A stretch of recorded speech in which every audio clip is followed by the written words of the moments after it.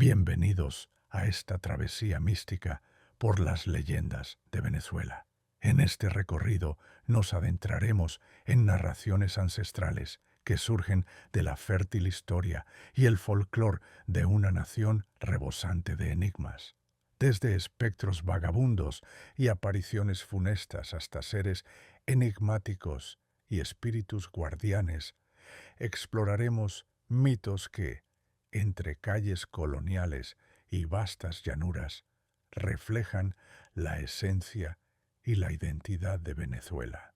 Dejen que estas historias, teñidas de un profundo misticismo y pasión, los conecten con el alma de un país forjado en la tradición y el encanto. Empecemos. La Sayona, el espectro vengativo de los llanos. Relatan que en las interminables sabanas de Venezuela, cuando la luna se eleva sobre los pastizales y los jinetes emprenden el regreso a sus hogares, se oye un quejido que eriza la piel, un grito prolongado tan agudo que desgarra el silencio de la noche. Es la llamada de la Sayona, el espíritu de una mujer que deambula sin rumbo, buscando a los infieles para descargar su furia. Su historia se remonta a una mujer llamada Casilda, conocida por su gran belleza y su risa dulce. Amaba a su esposo con devoción y cuidaba de su madre con ternura. Nadie comprende bien qué oscuro murmullo sembró la discordia en su corazón, pero un día la envenenaron con la idea de que su marido y su propia madre eran amantes. Los celos se convirtieron en veneno en su interior hasta consumirla por completo. Una noche, cegada por la ira, Casilda esperó a que ambos durmieran. Sus manos temblaban de rabia y de dolor. Con un arma blanca, algunos dicen un cuchillo, otros un machete, los atacó sin piedad, acabando con sus vidas. Su madre, antes de exhalar el último suspiro, la maldijo con una voz que resonó como un trueno en la oscuridad. Te sentencio a deambular por siempre, sin encontrar jamás descanso. Casilda cayó de rodillas, salpicada por las consecuencias de su propio crimen, mientras sentía que la cordura la abandonaba. Desde entonces, en las llanuras venezolanas, se habla de una mujer espectral, vestida con largas ropas blancas y el rostro cubierto por un velo. La gente la llama la Sayona. Algunos dicen que se aparece pidiendo fuego para encender un cigarrillo, con un tono de voz susurrante que hipnotiza. Cuando el hombre desprevenido se lo ofrece, ella alza la cabeza y su semblante se deforma en una expresión monstruosa. Sus pupilas encendidas y repletas de furia se clavan en su víctima, mientras deja escapar un alarido que retumba como un relámpago en la llanura. Muchos llaneros afirman haber huido del camino al verla. Me habló con la voz de una mujer hermosa, relata un vaquiano, pero cuando me acerqué a mirarla de frente, vi una cara deformada, llena de dientes afilados. Quienes la encuentran suelen quedar pálidos, con el corazón al galope y jurando nunca más andar borrachos o en malos pasos por la noche. Dicen que solo perdona a quienes no ceden a sus encantos y huyen antes de escucharla pronunciar sus maldiciones. Las historias aseguran que a veces los hombres aparecen a la mañana siguiente cubiertos de heridas, como si hubiesen forcejeado con un animal salvaje. Otros simplemente pierden la cordura por un tiempo, repitiendo una y otra vez los lamentos que oyeron en la penumbra. Las mujeres, en cambio, rara vez la ven, como si la Sayona tuviera una cuenta pendiente únicamente con aquellos que han traicionado la confianza de un corazón amante. Cuentan también que, tras consumar su venganza contra los adúlteros, el llanto de la Sayona se vuelve un gemido de pesar. En ese instante, Recuerdan algunos, no se ve furia en su rostro demacrado, sino una pena infinita. Puede que en su interior, en alguna parte que aún conserva recuerdos de la dulce Casilda, sienta remordimiento por haber asesinado a dos seres que amaba. Pero la maldición es más poderosa que sus dudas. Está atada a las llanuras con la misión de castigar las infidelidades, repitiendo una y otra vez su siniestra aparición. Así que si alguna vez recorres los caminos solitarios de los llanos, y de pronto una mujer alta y de vestido blanco te pide fuego, recuerda esta historia. Has oídos sordos, no mires atrás y escapa sin vacilar, porque si le ofreces ayuda, si cedes a su mirada suplicante, puede que acabes descubriendo el horror que yace tras su velo y terminarás uniéndote a las voces asustadas que, al calor de una fogata, susurran con los ojos bien abiertos: la sayona anda suelta esta noche.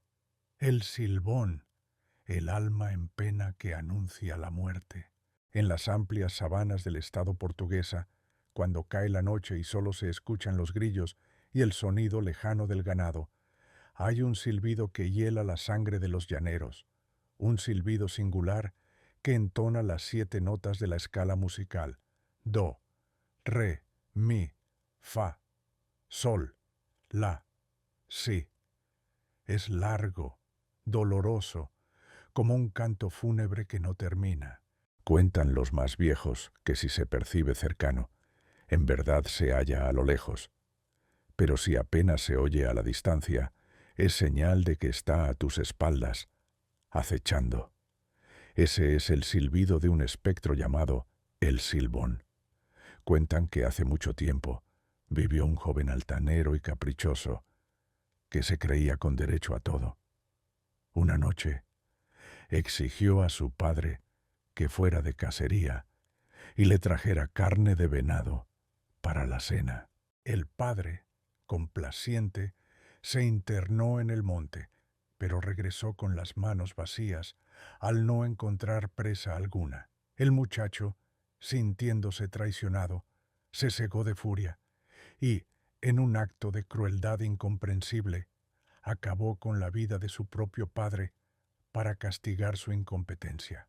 Cuando el abuelo se enteró de semejante crimen, lanzó una terrible maldición, lo azotó con un látigo hecho de cuero trenzado y lo condenó a cargar para siempre los huesos de su padre en un saco, vagando sin paz por toda la eternidad. Desde aquel día, en las noches más oscuras y silenciosas, los llaneros empezaron a ver a un hombre delgado de rasgos sombríos, cargando un saco en la espalda. Su silbido atravesaba la sabana, anunciando tragedias y llamando a quienes habían perdido el rumbo por la bebida o los excesos. Se convirtió en leyenda muy pronto. El Silbón, el espectro atormentado que castiga a los borrachos y mujeriegos. Hay quienes dicen que, llevado por el rencor, persigue a todo el que se parezca a ese padre débil que no pudo complacer su voluntad. Otros afirman que el espíritu extraña a su padre y, al ver a un hombre con el carácter fuerte de antaño, se siente retado y lo acosa sin descanso. Los que han tenido la desgracia de toparse con él hablan de un instante de pavor. Primero, escuchan ese silbido inconfundible, subiendo y bajando con un ritmo lúgubre. Luego, un escalofrío recorre la piel, y si osan mirar atrás, ven una silueta alta y huesuda. En ocasiones, describen que el Silbón abre su saco y deja caer los huesos para contarlos uno por uno, como si repasara el peso de su culpa.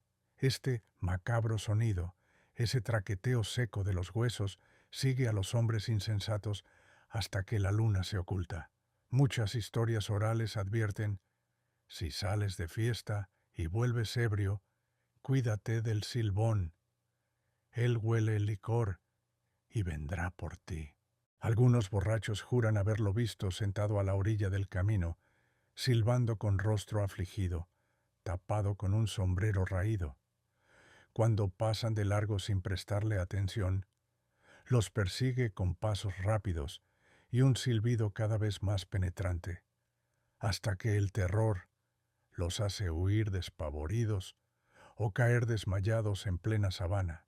Al amanecer, dicen esos hombres, aparecen con marcas de manos en la espalda, rasguños o moretones, como si hubieran forcejeado con una fuerza sobrehumana.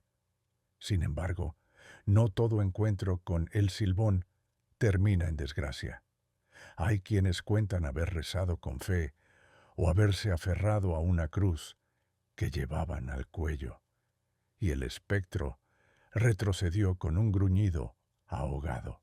Otros aseguran haber escapado en el último momento, justo cuando el silbido se volvió ensordecedor. Lo que sí es cierto es que pocos se atreven a retarlo cuando escuchan su inconfundible melodía nocturna. Así, el Silbón recorre los campos con su saco al hombro, penando por el crimen imperdonable de haber matado a su propio padre, un castigo eterno que repite cada noche, buscando quizás redención o quizás la compañía de aquellos hombres errantes que vagan por la llanura sin un rumbo claro.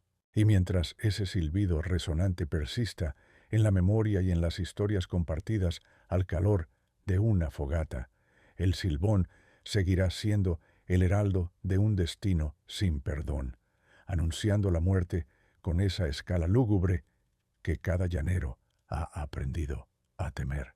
El doctor Knoche, el médico de las momias en Galipán.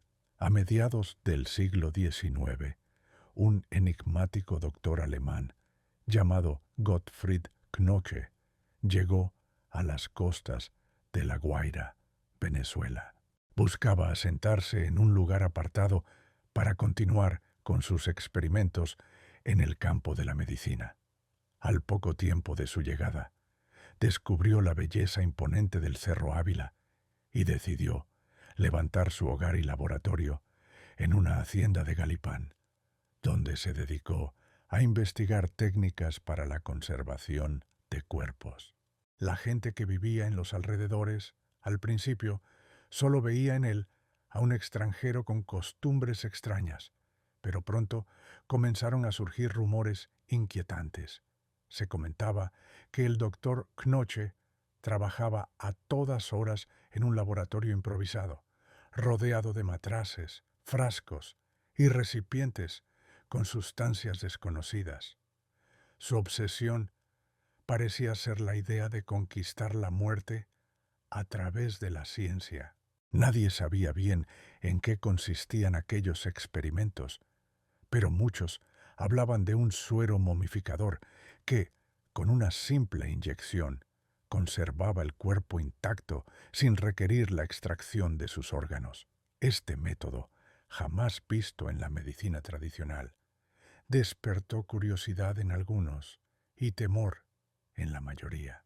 Con el paso del tiempo se multiplicaron los relatos de quienes se aventuraban en la montaña y salían espantados tras vislumbrar figuras inmóviles, aparentemente cuerpos humanos incorruptos.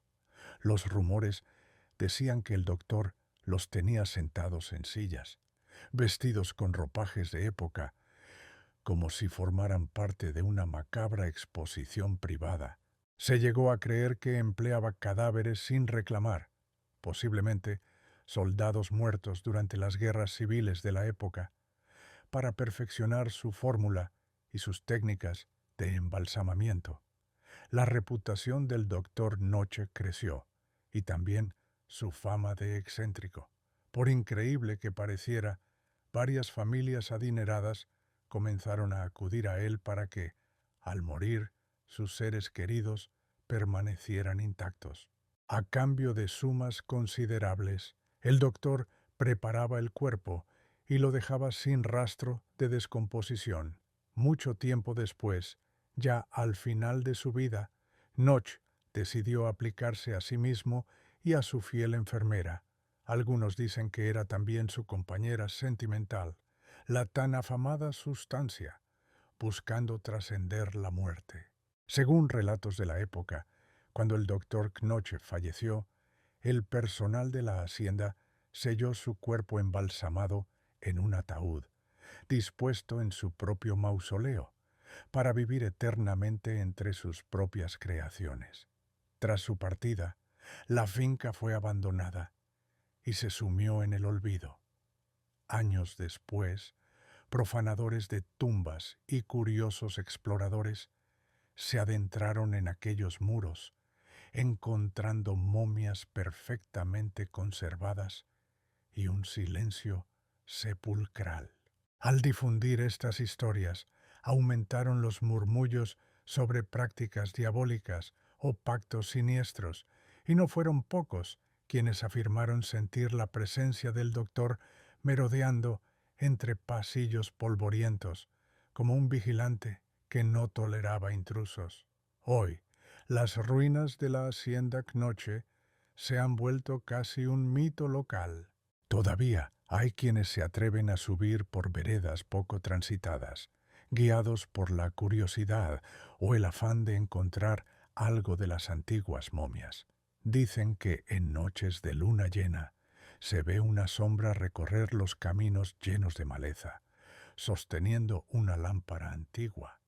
Nadie sabe si es el espíritu del médico revisando a sus pacientes inmortales o una alucinación provocada por el miedo a lo desconocido. Pero lo cierto es que, en las historias compartidas al calor de una conversación, persiste la figura de aquel doctor Knoche que quiso burlar la muerte, el hachador perdido, el leñador maldito del Viernes Santo. Cuentan los viejos llaneros de Barinas y Apure que, en tiempos remotos, existió un hombre terco y solitario, famoso por su habilidad para cortar leña con increíble destreza. Sus vecinos lo llamaban el hachador, porque jamás se le veía sin su fiel hacha al hombro. Durante años abasteció a su familia y a los hacendados con la mejor madera de la región. Sin embargo, era también un hombre de carácter hosco, al que poco le importaban las tradiciones y los avisos de los mayores. Llegó un Viernes Santo, una jornada de devoción y ayuno en las tierras llaneras, donde la creencia popular sostiene que no se debe laborar, y mucho menos lastimar la tierra o derribar árboles, pues cada golpe de hacha, ese día, sería como volver a abrir las llagas de Cristo. Los ancianos del pueblo se le acercaron para advertirle: «No salgas a cortar madera, hijo. Es una afrenta que no se perdona». Pero el hachador se rió con desdén, argumentando que no podía perder un día de faena porque debía mantener a los suyos. Sin prestar oídos a las súplicas, se internó en el bosque al amanecer. Las copas de los árboles crujían al soplo de un viento gélido e inusual para esa región calurosa, como si presintieran el sacrilegio que estaba a punto de cometerse. El hachador alzó el arma y descargó el primer golpe contra el tronco de un viejo árbol. Fue entonces cuando un trueno ensordecedor retumbó en el cielo despejado, seguido de un relámpago que iluminó los llanos de punta a punta. En ese instante, el hombre supo que algo muy grave había hecho, pero lejos de amedrentarse, soltó un par de hachazos más, con más furia si cabe. Dicen que el viento empezó a rugir como un lamento profundo, y una voz tenebrosa, como salida de la tierra misma, se alzó por encima de sus hombros. Era un sonido ancestral, mitad aullido, mitad susurro, que repetía su nombre entre gemidos.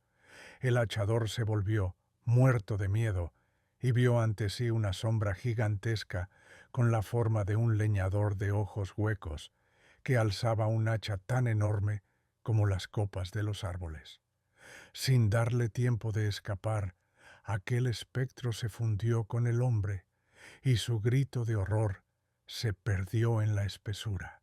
Al día siguiente, la familia del hachador salió en su búsqueda, preocupada al ver que no había regresado. Hallaron su sombrero y parte de sus pertenencias dispersas, pero ni rastro de él.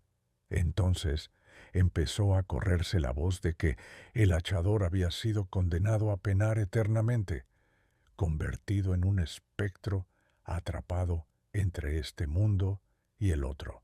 Y así nació la leyenda del hachador perdido, un alma en pena que vaga por los bosques, golpeando con su hacha invisible los troncos de los árboles. Desde entonces, cuentan los campesinos que si te atreves a internarte en la maleza un Viernes Santo, oyes el repiqueteo siniestro del metal contra la madera. Algunos afirman haberlo visto, una figura alta, con ropas rasgadas y el rostro desfigurado, avanzando con pasos lentos, clavando su mirada hueca en quienes irrumpen en su territorio maldito. Otros dicen que lo único que sintieron fue el escalofrío de una presencia inhumana y el eco de un hachazo seco que retumbó en medio del silencio del monte. Por eso, cada Semana Santa, las familias llaneras refuerzan la costumbre de no trabajar el campo, y menos aún, cortar leña. Aseguran que es preferible respetar la devoción antes que desafiar al destino y terminar compartiendo la condena del hachador. Y es que en las oscuras historias de la sabana siempre queda la enseñanza de que, a veces, un acto de orgullo puede sellar el alma con una maldición eterna. El enano de la catedral, el demonio que pidió fuego en la Caracas colonial. Cuando las calles se iluminaban con faroles de aceite y el silencio de la noche se quebraba al compás de algún tambor lejano, nació la historia de un extraño personaje que deambulaba por los alrededores de la Catedral Metropolitana. Aquellos que regresaban a casa tras largas veladas de licor o serenata temblaban al ver, cerca de la medianoche, la figura de un hombrecillo menudo, ataviado con vestimentas de antaño, que solicitaba fuego con una voz cortés y afable. Los más valientes decían que aquel enano parecía un caballero venido de otro siglo, con sombrero emplumado y capa corta. Se le veía encorvado, como cansado de recorrer las calles adoquinadas. Alzaba una pequeña mano y saludaba con cortesía al viandante de turno, solicitando una yesca o un candil para encender su cigarro. Quienes estaban ebrios o demasiado confiados accedían a darle lumbre, a veces por simple compasión, sin sospechar el terror que les aguardaba. Cuentan que, en el instante en que el extraño inclinaba el rostro para encender el tabaco, su mirada adoptaba un brillo rojizo y turbador. De pronto, su cuerpo comenzó a expandirse, estirándose hacia las alturas con un crujido grotesco, como de huesos, retorciéndose. El amable enano se transmutaba en un ente colosal que rozaba con su cabeza las torres de la catedral, y en su rostro aparecía una mueca espantosa, marcada por dientes afilados y cuernos retorcidos. Con voz cavernosa, soltaba una frase que erizaba la piel de sus víctimas. Gracias por el fuego. ¿Quieres ver el verdadero fuego que me alimenta? Ante semejante visión infernal, los desgraciados que habían caído en la trampa huían despavoridos, a menudo gritando oraciones o balbuceando promesas de arrepentimiento.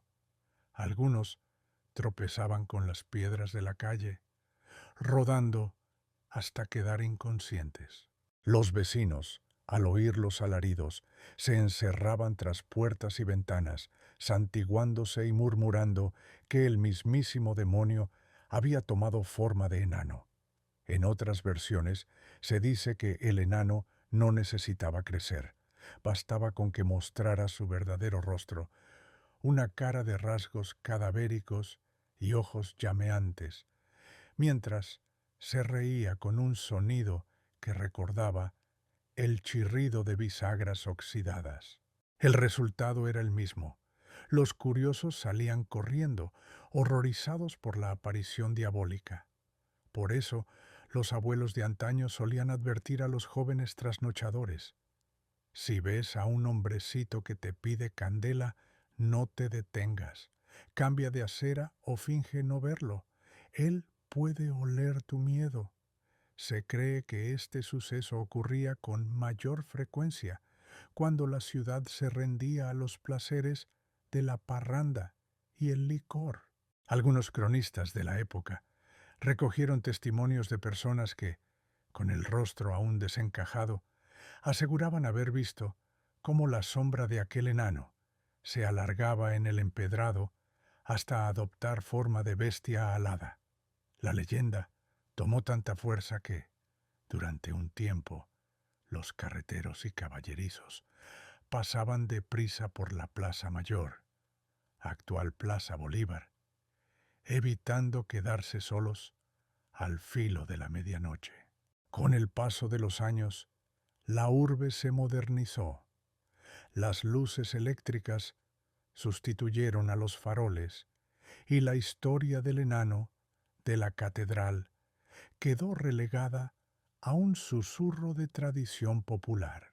Sin embargo, todavía algunos ancianos evocan la advertencia de sus abuelos: no andes borracho cerca de la iglesia después de medianoche, o te encontrarás con ese pequeño señor que, al final, no es ningún duende, sino el propio demonio en busca de almas descuidadas. Quizás hoy no sea tan común ver a aquel ser diminuto merodeando por la zona, pero en las calurosas noches caraqueñas, más de un vigilante nocturno confiesa haber escuchado pasos menudos y una risita burlona resonando en el atrio de la vieja catedral. Así es como, en la memoria colectiva, sigue viva la historia del enano de la catedral, una leyenda que advierte sobre el peligro de caminar ebrio por la ciudad y, al mismo tiempo, recuerda que el mal puede adoptar cualquier apariencia, incluso la más inofensiva, para acechar a quien baje la guardia. Y aunque muchos lo consideren un simple cuento, basta con que una noche oscura y solitaria surja un susurro a tus espaldas pidiendo fuego para que el miedo ancestral despierte y te haga apresurar el paso. No sea que el demonio vuelva a jugar con el candil de los desprevenidos. María Lionza, la diosa de la naturaleza y el amor. Cuenta la leyenda que en el corazón de Yaracuy, cuando la selva estalla en verdes y el río susurra entre peñascos, se puede sentir la presencia de un espíritu ancestral. Su nombre es María Lionza, la diosa que vela por la fertilidad de la tierra, el amor de los hombres y la armonía entre el mundo visible y el invisible. Su historia se remonta a tiempos prehispánicos, cuando los pueblos originarios adoraban a una joven de ojos verdes como una encarnación de la madre naturaleza. Se dice que vino al mundo con una mirada inaudita, un tono esmeralda que hipnotizaba a todo aquel que la contemplaba. Para su tribu, aquello era un presagio de desgracias, pues los antiguos sabios temían que los dioses del lago, o la gran serpiente Anaconda, se sintieran atraídos por su belleza y devoraran a la joven, y con ella a su pueblo entero. Aún así, el cacique, padre de la muchacha, no tuvo valor de sacrificarla. Prefirió esconderla en una cueva profunda, lejos de cualquier mirada. Sin embargo, con el pasar de los años, la curiosidad de la joven creció, y un día escapó del encierro para contemplar el amanecer en la laguna donde se decía que dormía la gran serpiente. Cuando sus pies rozaron la orilla, el monstruo acuático emergió, atraído por el brillo verde de sus pupilas. En un instante, la serpiente se enamoró de esa belleza casi sobrenatural y la arrastró consigo bajo las aguas. En ese momento, la ira del cielo se desató. Relámpagos y truenos azotaron la comarca mientras el lago se desbordaba e inundaba la aldea. El agua lo arrasó todo, sepultando a la tribu bajo una furia implacable. Tras la tormenta, la joven, que se fundió con la fuerza de la serpiente, resurgió de las profundidades, convertida en un ser divino que protegía la floresta, las corrientes y a quienes supieran respetar su poder. Con la llegada de los conquistadores españoles, la figura de María Lionsa se fue fusionando con otras creencias, adoptando nombres como María de la Onza, María de la Luz o María de los Ojos de Agua. Sin importar el nombre, en cada versión se preservó el halo maternal y protector que irradiaba. Para muchos, la diosa simboliza la unión entre la tradición indígena, la fe africana y el catolicismo popular. Hoy, el culto a María Lionsa reúne a fieles de distintas creencias que acuden al Cerro de Sorte, un lugar sagrado en Yaracuy, para pedir su protección o agradecer favores recibidos. Cada 12 de octubre, decenas de devotos ascienden por caminos estrechos, envueltos en una niebla densa, portando ofrendas de flores, velas y perfumes. Al llegar a los altares improvisados a la orilla del río, inician cantos y danzas en honor a la reina. Muchos entran en trance, sintiendo que la energía de la naturaleza y el espíritu de María Lionsa los inunda. Afirman que el agua del riachuelo cobra propiedades sanadoras y que, con un rezo sincero, puede curar dolencias físicas o espirituales. Este ritual nocturno se llena de tambores que resuenan como latidos del corazón de la tierra, generando un ambiente místico e inigualable. Existen quienes aseguran haber visto su silueta desnuda, cabalgando sobre una danta, con la melena danzando al compás del viento y los ojos reluciendo como luciérnagas en la penumbra. Cuando esto sucede, cuenta la tradición, los animales del monte guardan silencio y la brisa transporta un murmullo dulce. Se dice que es la voz de la diosa, susurrando consejos de amor y respeto hacia la naturaleza. Por eso, los campesinos la veneran como la guardiana de la fertilidad y la abundancia, mientras que las parejas encomiendan su dicha a la reina con la esperanza de que bendiga su unión y apacigüe los celos y las discordias. Así, María Lionsa trasciende la categoría de simple leyenda para convertirse en símbolo de la identidad venezolana, un puente entre lo ancestral y lo contemporáneo. Su espíritu, mitad agua y mitad tierra, habita en cada río que serpentea por la selva, en cada brisa que agita la copa de los árboles y en cada corazón que late con fe. Al evocarla, uno se recuerda de la sacralidad que yace en la naturaleza y del poder transformador que tiene el amor, ese amor que sana, cuida y une a los hombres en un solo canto de esperanza. Quien escuche sus pasos en la espesura del Cerro de Sorte, tal vez perciba el roce de su mano invisible y el murmullo de su bendición. Porque, al fin y al cabo, María Lionsa es la diosa de la vida misma, la que enseña que la fuerza de la naturaleza y del amor es capaz de sobreponerse a cualquier tempestad, ya sea la de un lago embravecido o la de las tormentas que nacen en el corazón humano. Florentino y el diablo, el duelo de coplas con el más allá. En las inmensas llanuras venezolanas, donde el horizonte se pierde en el calor vibrante del mediodía y las noches se llenan de estrellas infinitas, se cuenta la historia de un coplero valiente llamado Florentino.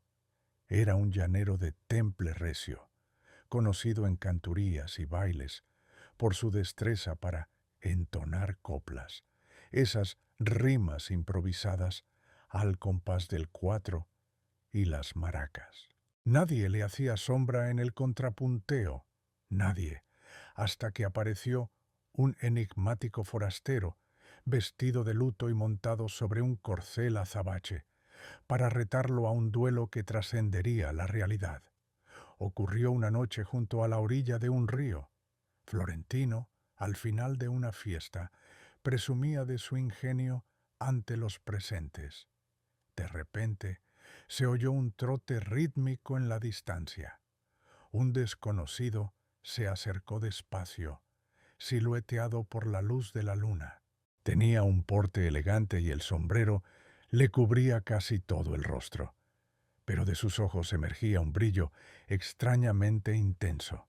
Sin más preámbulo, retó a Florentino a un contrapunteo, advirtiendo que el perdedor tendría que entregar su alma como precio de la derrota. Los curiosos se miraron entre sí, sobrecogidos, y Florentino, picado por el orgullo, aceptó sin titubeos. Así comenzó un duelo de palabras y versos que duró hasta el amanecer. Cada copla de Florentino resonaba con la fuerza de los llanos, llenas de referencias a la brisa, al ganado y a la fe cristiana que lo impulsaba. Pero el desconocido replicaba con un ingenio sobrenatural, esgrimiendo frases elegantes y punzantes que parecían penetrar en el corazón mismo de quien las escuchaba. Sus versos hablaban de riquezas fáciles, de poder infinito, de los placeres que ofrecía un mundo sin restricciones morales. Con cada estrofa, la atmósfera se cargaba de una electricidad que erizaba la piel de todos los presentes. Hubo momentos en los que Florentino sintió flaquear su confianza. Aquellas rimas del retador parecían diseñadas para quebrar su espíritu. Sin embargo, el llanero se aferró con fuerza a su devoción. Entre copla y copla invocaba el nombre de la Virgen y recordaba a su madre, que solía rezar para protegerlo de toda maldad. El misterioso jinete, que ya muchos sospechaban era el mismísimo diablo, se impacientaba. Su voz adoptaba un tono gutural, y las sombras empezaron a oscurecer el claro de luna. El aire se llenó de un olor a azufre, y los animales cercanos, inquietos, se alborotaron con un relincho estremecedor. La gente que contemplaba el duelo sentía que algo trascendental estaba sucediendo. Cada vez que Florentino respondía una copla, se escuchaban vítores que parecían espantar un poco la negrura creciente. Algunos rezaban en voz baja, temiendo que la medianoche se convirtiera en su última. Pero el combate de versos se alargó hasta que el gallo cantó, anunciando el amanecer. Fue entonces cuando el forastero lanzó una mirada furiosa al cielo.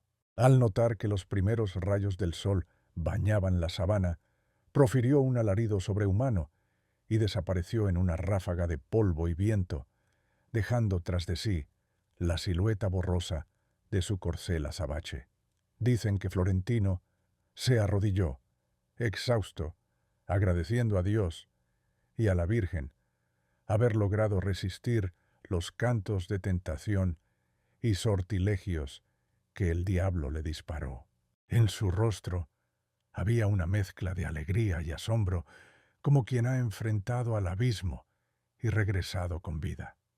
El público, que había contenido el aliento durante toda la noche, estalló en vítores y aplausos.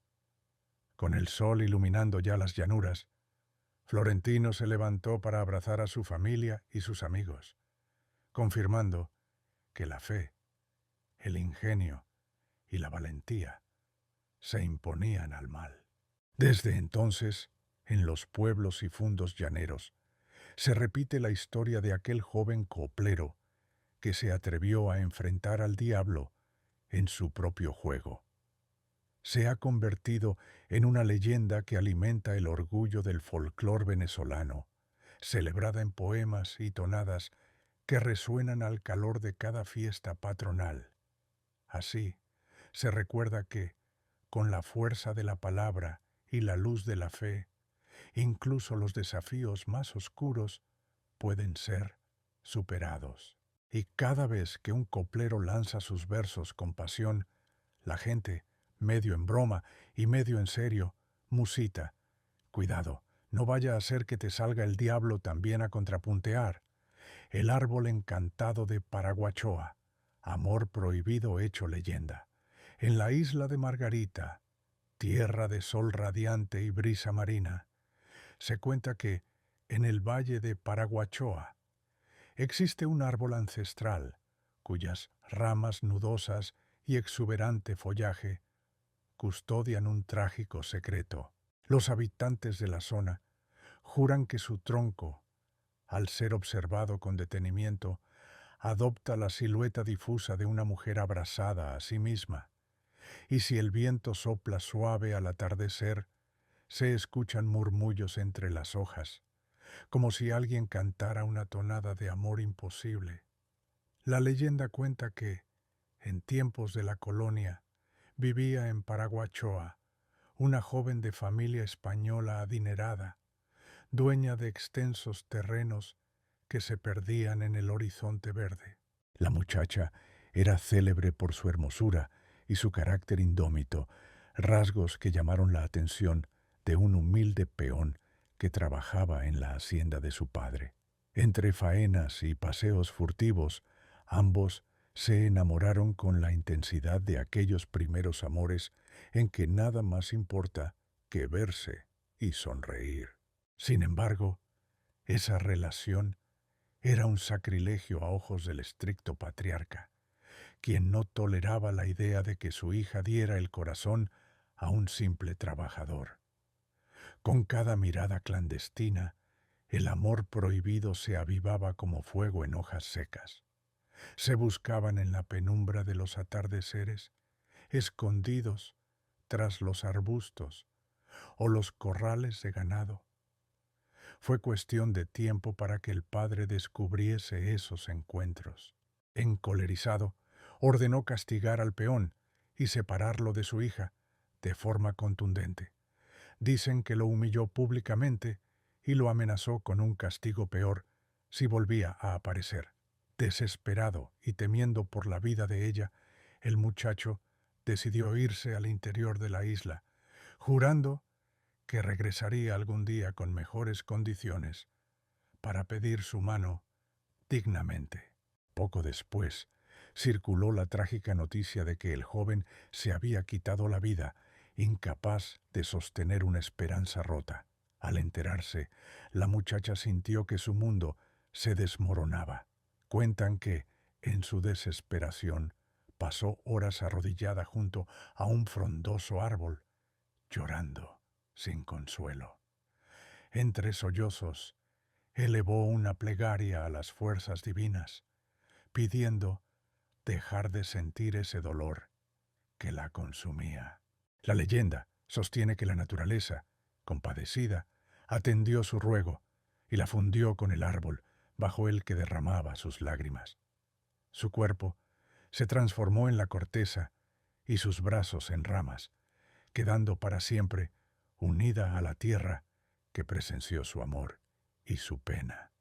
Desde entonces, los lugareños llaman a ese tronco el árbol encantado.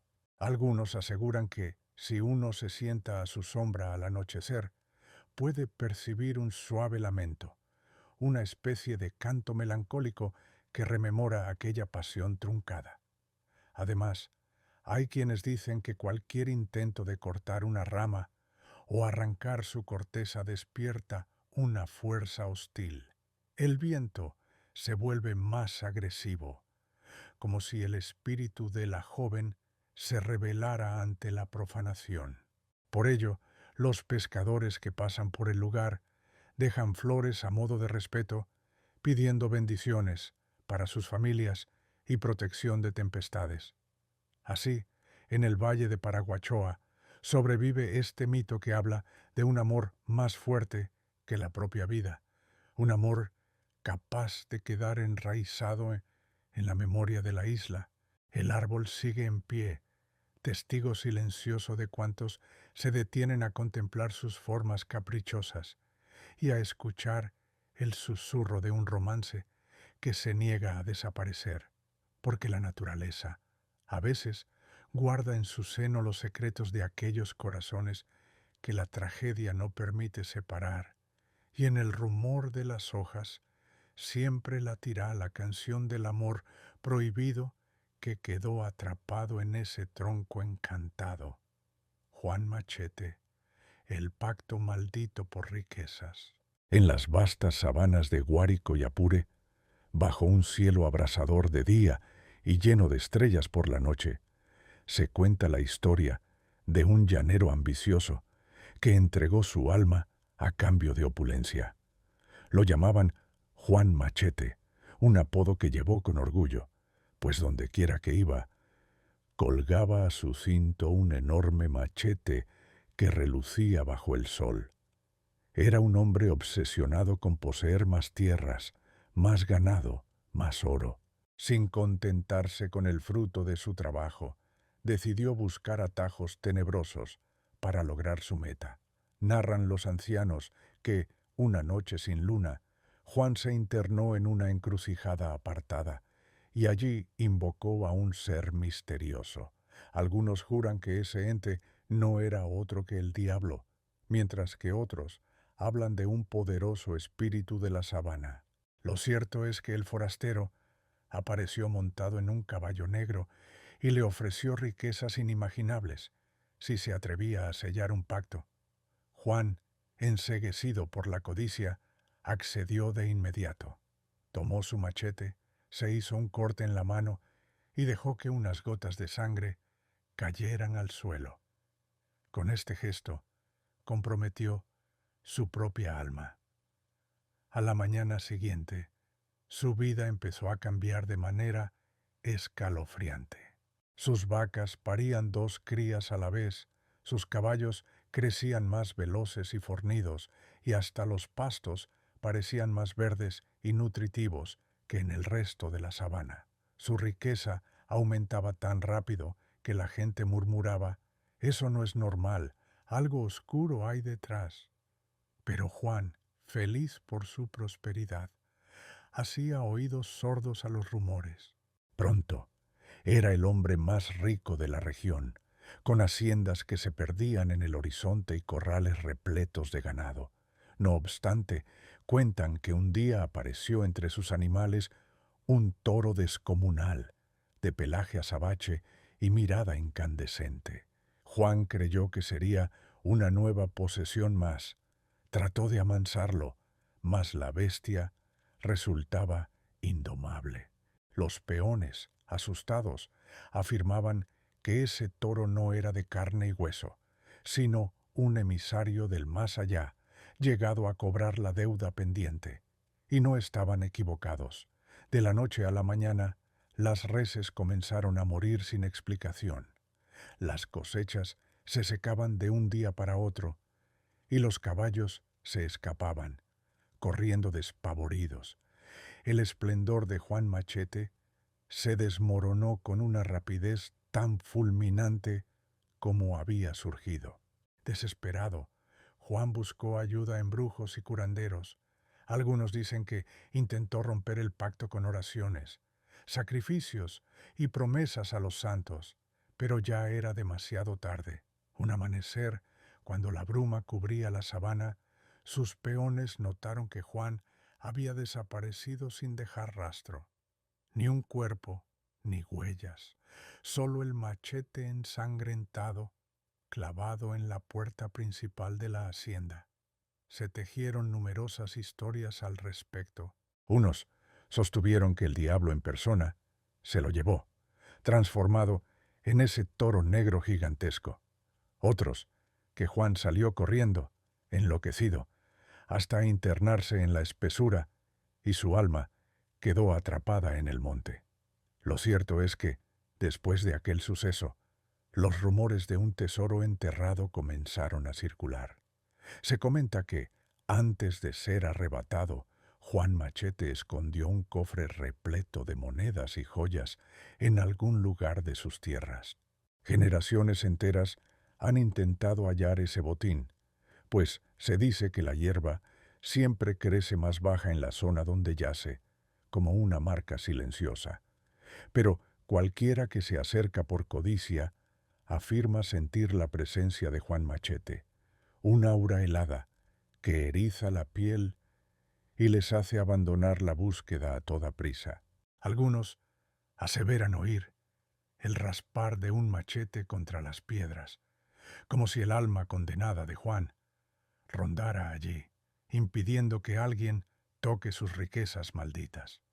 Con los años, la leyenda se extendió por toda la región llanera como una advertencia contra la codicia desmedida y los pactos oscuros que ensombrecen el corazón.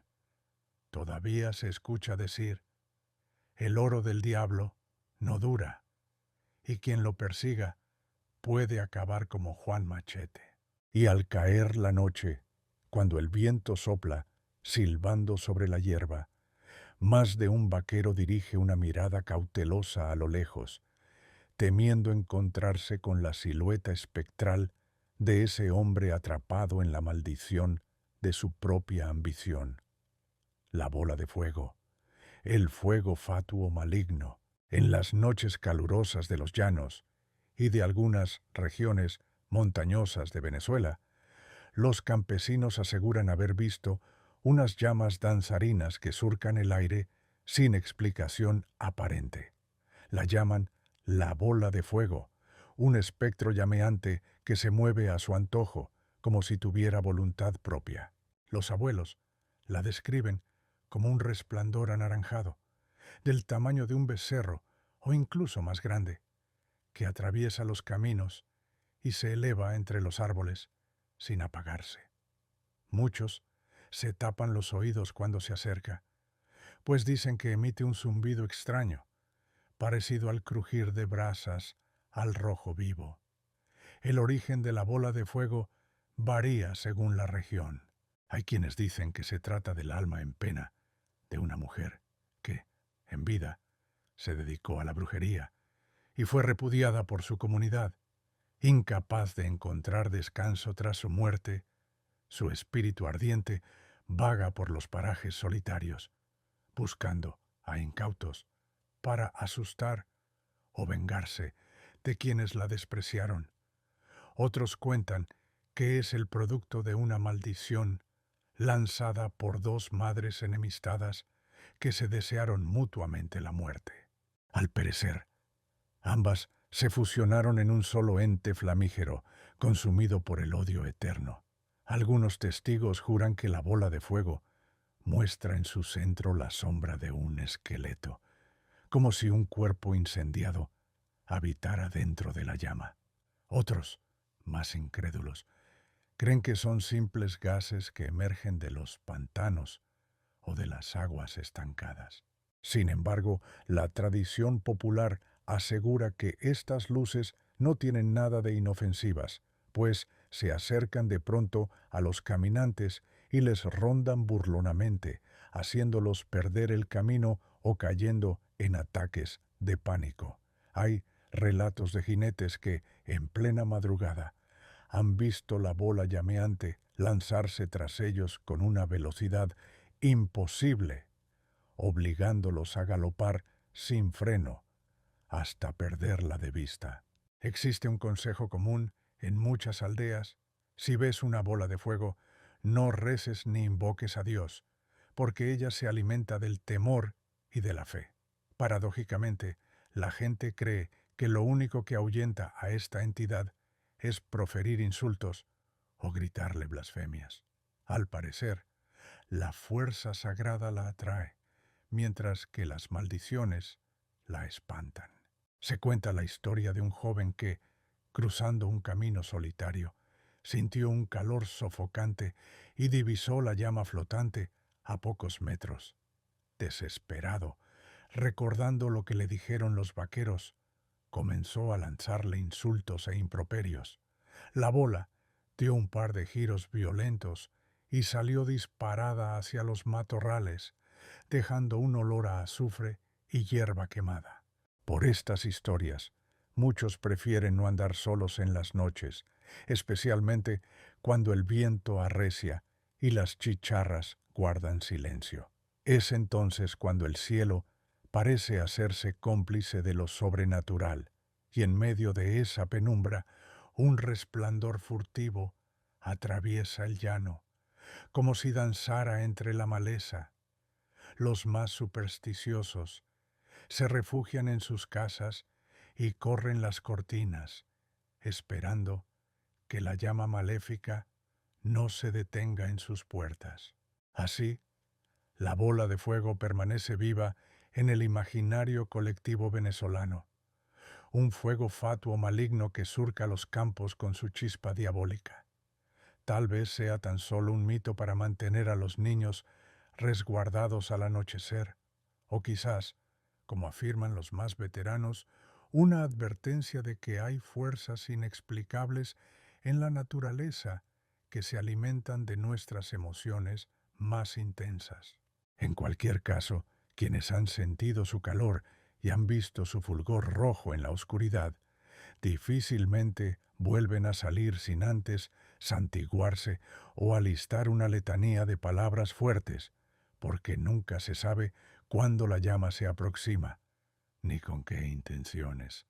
La llorona, el llanto eterno por un hijo perdido. En diversos rincones de Venezuela, especialmente cerca de ríos y cañadas, los más ancianos susurran la historia de una mujer vestida de blanco que aparece en noches de luna pálida, sollozando con un quejido que conmueve hasta el alma. La llaman la Llorona, y su llanto incesante es un recordatorio de la culpa y la desesperación que arrastra desde el día en que, en un acto de locura o desesperanza, perdió a su propio hijo. Algunos dicen que fue una joven campesina de los llanos que quedó a merced de la pobreza y el abandono. Otros, que pertenecía a una familia acomodada que la desterró al quedarse embarazada.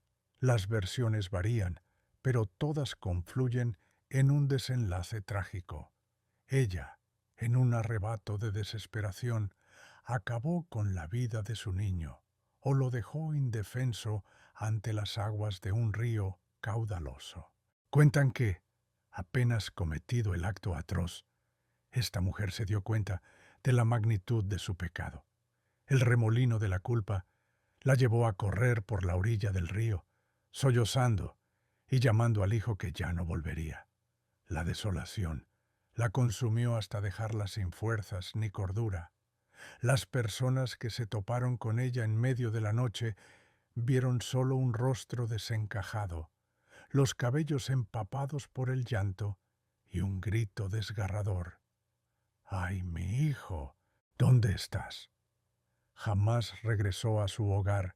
Se cree que se internó en las vastas llanuras o en los montes, incapaz de hallar paz tras semejante tragedia. Con el paso de los años, los lugareños empezaron a avistar una figura espectral cerca de lagunas, quebradas o cualquier cuerpo de agua, avanzando en silencio hasta que su voz irrumpe en la calma de la noche con un gemido aterrador. Se dice que viste un ropaje blanco, a veces manchado de lodo y sangre, y que su rostro permanece oculto tras una larga cabellera desgreñada. Cuando se aproxima, un viento helado sopla sin previo aviso, y quienes están cerca sienten un escalofrío que los paraliza. Algunos pastores y pescadores aseguran haber huido despavoridos al verla avanzar flotando, con los pies apenas rozando la tierra. En las zonas rurales, Muchas madres han enseñado a sus hijos a temerle, recordándoles que no deben acercarse a ríos o a acequias de noche. La Llorona, dicen, podría confundir a los niños con su propio hijo perdido, llamarlos hacia el agua y arrastrarlos con ella en su sufrimiento eterno. Para protegerse, suelen rezar oraciones o encender velas en la puerta de las casas, con la esperanza de que la luz guíe al alma atormentada a encontrar la paz, o, al menos, la mantenga lejos de los vivos. Hay testimonios de viajeros que la escucharon gemir de lejos, tan fuerte que parecía que estaba a su lado. Otros, más osados, afirman que la Llorona llegó a tocarles el hombro o a susurrarles al oído su lamento, dejándolos al borde del colapso. Muchos de esos relatos vienen acompañados de detalladas descripciones, la voz quebrada de la mujer, su aliento frío y un llanto que se clava en la mente y no se olvida jamás. En ocasiones, la madrugada sorprende a estos testigos presas de la peor de las congojas, sintiendo en su pecho la opresión de un dolor ajeno que quedó flotando en el aire cuando ella se desvaneció. Así, la Llorona se mantiene viva en la memoria colectiva venezolana, como una advertencia y un símbolo de las tragedias que nacen del abandono y la culpa.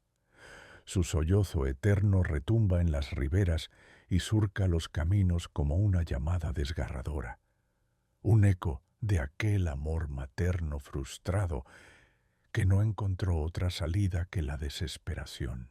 Y mientras haya quien hable de ella y se estremezca al evocar ese inconfundible «¡Ay, mi hijo!», su figura seguirá apareciendo en la noche, recordándole a cada corazón inquieto que hay penas demasiado hondas para borrarse con el paso del tiempo. La mujer mula, la maldición de la hija ingrata. En la Caracas del siglo XIX, cuando la luz de las velas se reflejaba en calles adoquinadas y las campanas de las iglesias marcaban el compás de la vida cotidiana, surgió la historia de una joven orgullosa que terminó bajo una maldición terrible.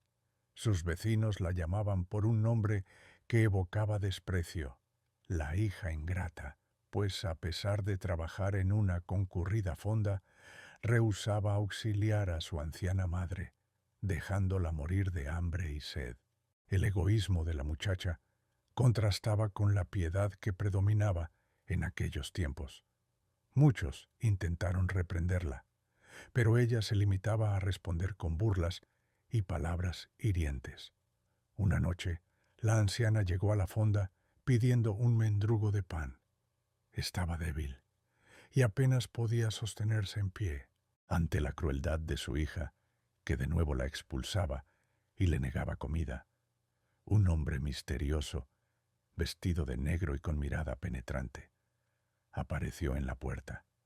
Sin pronunciar más que un par de frases, colocó una moneda en la mano temblorosa de la anciana y, con un tono de voz extraño, le dijo: «Entrégasela a tu hija y pídele que se quede con el vuelto para comprar malojillo». Nadie entendía qué significaba aquella orden, pero la madre, entre la desesperación y la resignación, obedeció. La joven, al ver a su madre de vuelta y sosteniendo esa moneda, se enfureció hasta un punto inaudito. Con un gesto de repulsa, tomó la pieza y, en el instante en que la sostuvo, los testigos vieron su rostro cambiar de color. Un escalofrío recorrió el lugar y el hombre de negro soltó una risa casi inaudible. Fue entonces cuando se produjo un espectáculo que quedó grabado en la memoria de todos. La hija ingrata lanzó un alarido inhumano y sus facciones comenzaron a distorsionarse. Sus brazos se transmutaron en patas delanteras y su rostro adoptó la forma de una testa de bestia, con orejas alargadas y dientes que se retorcían en una mueca trágica. Dicen que se había vuelto una mula de la cintura para arriba, con cascos que golpeaban las baldosas y un cuerpo híbrido que relinchaba enloquecido. Todo sucedió en cuestión de segundos. El local quedó patas arriba, con mesas y sillas volando por los aires, mientras la mujer mula rompía ventanas y destrozaba todo a su paso. Su madre, aterrada, imploraba perdón a gritos, pero la criatura salió huyendo hacia las calles en una galopada que resonó como trueno en la noche silenciosa. Los vecinos, conmocionados, no tuvieron valor de seguirla. Solo vieron cómo se perdía en la penumbra bajo la tenue luz de los faroles. Algunos afirman que, cada medianoche, la mujer mula vuelve a la iglesia donde tantas veces la anciana rezó por su salvación, y que en la penumbra del atrio se escucha un relincho lastimero. Esos murmullos nocturnos, dicen, revelan que el espíritu de la hija ingrata anhela deshacer la maldición, pero, al salir del templo, cae de nuevo presa de la forma bestial, condenada a vagar así hasta el fin de los tiempos. Por eso, las familias caraqueñas transmitieron esta historia a lo largo de generaciones, previniendo a los hijos contra la ingratitud hacia sus padres. Recuerden a la muchacha que se volvió mula, susurraban las abuelas en un tono de advertencia. Y a quien pregunte si es cierto o no, siempre habrá alguien que cuente, con un leve temblor en la voz, que conoce a un vecino o un pariente que oyó golpes de cascos y el gemido de una criatura fantasmagórica deambulando por las calles. Tal vez sea solo un eco del pasado, o tal vez la mujer mula siga penando en la oscuridad, buscando un perdón que llega demasiado tarde. La novia de la Guaira, la novia fantasma de la autopista. En la sinuosa carretera vieja que une Caracas con La Guaira, los conductores que transitan tarde en la noche cuentan una historia sobrecogedora. Dicen haber visto a una joven vestida de novia, parada en la orilla, haciendo señas para que alguien se detenga. Lo más inquietante es que, cuando finalmente logran verla cerca, notan sus ojos tristes y un ramo de flores en sus manos temblorosas, como si esperara con ansiedad la llegada de un auto que la lleve a un destino imposible. Cuentan que, en la década de los 50, la muchacha, a quien llaman María José, se dirigía a Caracas para casarse. Lucía el traje blanco y portaba la ilusión de unirse con el amor de su vida. Sin embargo, el carro en que viajaba tuvo una avería, forzándola a pedir ayuda en mitad de la vía. Un hombre que venía manejando se ofreció a llevarla, pero estaba ebrio y apenas podía sostener el volante. En una curva cerrada, el vehículo se salió del camino y ambos murieron al estrellarse contra la montaña. Desde entonces, la leyenda relata que María José sigue apareciendo a quienes transitan de noche por esa misma carretera. Muchos afirman que se detienen para ayudarla, conmovidos al ver a una novia indefensa en la penumbra. Ella sube al asiento trasero, casi siempre en silencio. En ocasiones, murmura que se dirige a Caracas para su boda, pues todavía cree, o siente, que llegará a tiempo al altar. Tras unos kilómetros, señala con una voz tenue la curva precisa del siniestro y confiesa: «Aquí fue donde yo morí». Al voltear el conductor para ver su rostro, solo encuentra el asiento vacío y un nudo helado apretándole el pecho. Otros relatos cuentan que quienes viajan borrachos o conducen con negligencia tienen un destino aún peor. La visión fantasmagórica de la novia los sobresalta, provocando que pierdan el control y se repita la tragedia. Incluso se han oído testimonios de conductores que pasan de largo sin detenerse, creyendo que es una broma o que su imaginación les juega una mala pasada. Pero más adelante, a la vuelta de una curva, se la topan otra vez, mirándolos con tristeza y preguntando en un susurro, ¿por qué no me llevas? El horror y la sorpresa hacen que muchos terminen con el corazón encogido o, peor aún, sufriendo un accidente. Varios taxistas de la zona aseguran haber recogido a una pasajera vestida de novia. Al llegar al punto donde se supone que debía bajar, ella desaparecía sin dejar rastro, a veces con el leve aroma de las flores de azahar flotando en el aire. Otros juran encontrar un ramo en el asiento trasero, como si fuera un agradecimiento desde el más allá. Así, la novia de La Guaira ha quedado grabada en la memoria popular como un símbolo de amor truncado y de advertencia para los imprudentes. Cuando la neblina cubre la vía y la luz de los faros apenas logra abrirse paso en la penumbra, más de un conductor reduce la velocidad al recordar los testimonios de esa novia espectral atrapada en la última noche de su vida. Quizás ella todavía sueña con llegar a la iglesia donde el anillo y las promesas de amor la aguardan. Tal vez deambula en busca de un rescate imposible, el que nunca logró recibir en vida. Y mientras tanto, la carretera sigue siendo escenario de su eterna y desgarradora espera. A lo largo de este recorrido hemos descubierto leyendas que nos unen con la sabiduría y la fortaleza de un país tan cautivador como lleno de contrastes. Estos relatos de misterio y emoción nos invitan a reflexionar sobre la estrecha conexión entre la cultura, la historia y el espíritu humano. Espero que estas historias hayan despertado en ti la curiosidad por un universo de tradiciones y maravillas que aún perduran en el imaginario venezolano. Gracias por acompañarme en este viaje. Y hasta la próxima, y hasta la próxima, y hasta la próxima, y hasta la próxima.